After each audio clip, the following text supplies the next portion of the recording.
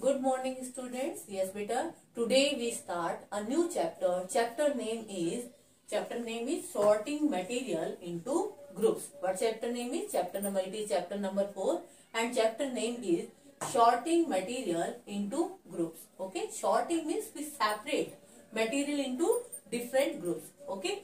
Now first we know the meaning of object and what is material. Now object, a thing that can be seen. मतलब a thing that can be seen and touch is called an object. तो जिस चीज को आप छू सकते हो, touch कर सकते हो, उसको हम क्या कहेंगे? ऑब्जेक्ट कहेंगे. जिस भी वस्तु को आप छू सकते हो, टच कर सकते हो, देख सकते हो, उसको हम क्या कहेंगे? ऑब्जेक्ट कहेंगे. ऑब्जेक्ट्स को ही हिंदी में चीज या वस्तु कहा जाता है. Similarly, now what is the meaning of material? The matter of which an object is made is called material. मतलब जो जिस मैटर से वो ऑब्जेक्ट बना हुआ है उसको हम कहते हैं मटेरियल. अगेन देखो, the matter of which an object is made, मतलब जो हमारी ऑब्जेक्ट है, जो चीज है, वो किस चीज से बनी हुई है, उस चीज को हम क्या कहेंगे? उस चीज को हम मटेरियल कहेंगे. और मटेरियल को ही पदार्थ कहा जाता है. एग्जाम्पल लेते हैं हम. ये हमारे पास स्केल है. This scale is an object. ये क्या है? एक ऑब्जेक्ट है. And it is made up of steel. किससे से बनी हुई है? स्टील से बनी हुई है. Now steel is material of which an object is made, and this object is made up of steel, and steel is our material. Same, this is your pencil, and this pencil is made up of wood, then wood is your material. Okay, now objects around us, यानी हमारे आसपास कितने तरह के objects होते हैं?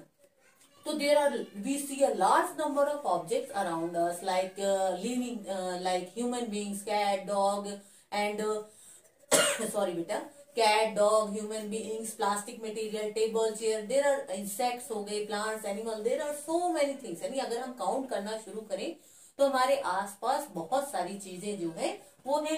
तो there are objects around us. There are lot of things around us. Okay. Out of which some are natural and some are artificial. Natural क्या है? Natural which occur in nature. जो nature में occur करते हैं, they are natural. And artificial means made by man, जो किसके द्वारा? मनुष्य के द्वारा बनाई गई है. जैसे टेबल चेयर, हमने कहा table chair, pencil, eraser and utensil, all are artificial made by man. And natural means insect, animal, human being, plants, they all are natural that are in nature.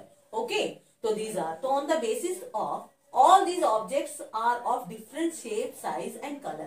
मतलब जितने भी ऑब्जेक्ट्स हम अपने आसपास देख रहे हैं, उनका कलर, उनका टेक्सचर, साइज सब डिफरेंट है. They all are different. तो in order to understand these objects, तो उनको समझने के लिए हमें उनको क्लासिफाई करना, मतलब बांटना, डिफरेंट कैटेगरीज में डिवाइड करना बहुत ज्यादा जरूरी हो जाता है. ओके, तो in order to understand object around us, it is necessary to classify them into groups.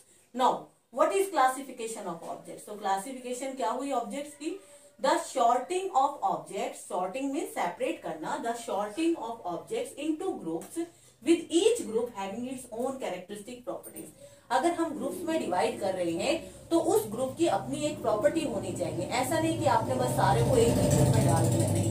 जैसे एग्जाम्पल लेते हैं, हम सोप का एग्जाम्पल लेते हैं. जो साबुन यूज कर रही है, अब वो साबुन चाहे लाइफ बॉय हो, लक्स हो, कोई भी साबुन हो, लेकिन है तो सोप ही. उसके same characteristic property washing purpose के लिए यूज किया जाता है, क्लीनिंग पर्पस के लिए यूज किया जाता है.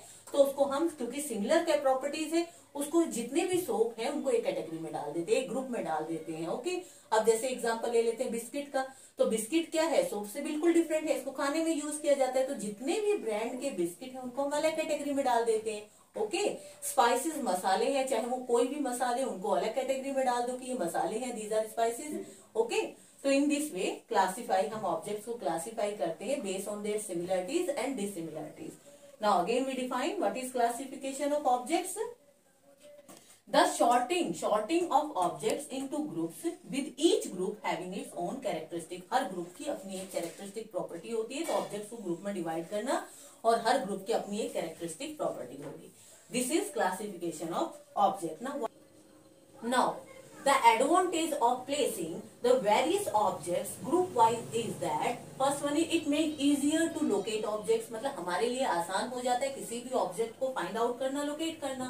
Second one, it help in understanding them. उनको समझने में, उनकी प्रॉपर्टीज को जानने में, आइडिया लगाने में हमारे लिए आसानी हो जाती है। तो these are the two advantages. What are the advantages? It become very easy to locate a particular object in the shop or easy to locate. Now next topic is classification of objects. यानी हम जो objects को कैसे classify करते हैं। तो now classification of object, तो on what basis objects are classified, यानी किस आधार पर हम डिफरेंट ऑब्जेक्ट्स को क्लासीफाई करें। तो ये हमने पहले भी डिस्कस किया था। Classification of objects can be done on the basis of their similarities and डिससिमिलरिटीज।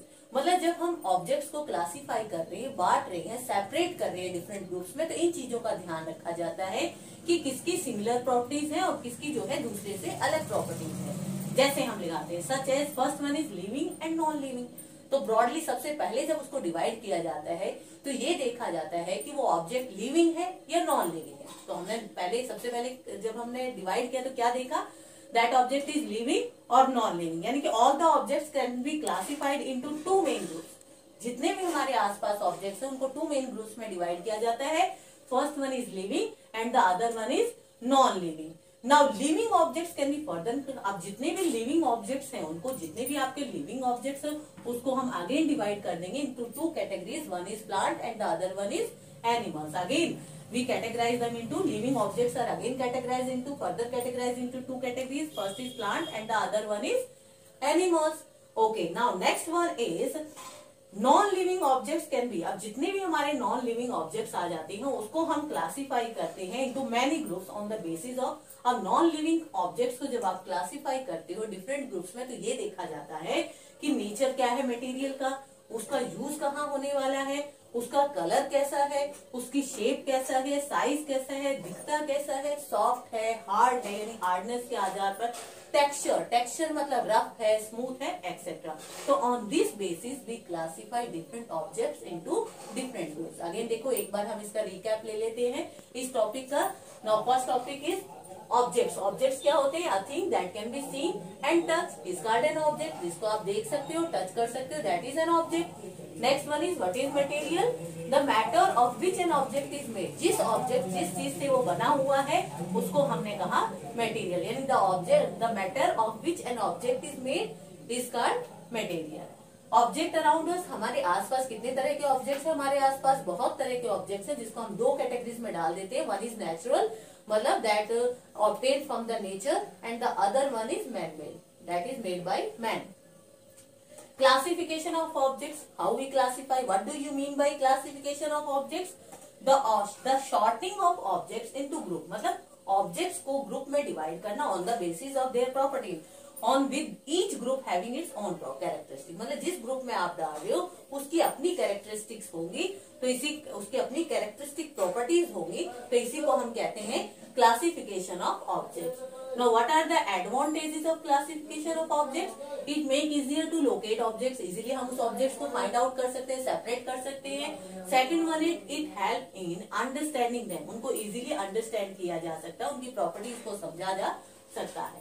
Now classification of objects, classification of objects can be done on the basis of, किस बेस पे क्लासीफाई करते हैं कि फर्स्ट इज उनकी similarities क्या है और डिससिमिलरिटीज क्या है।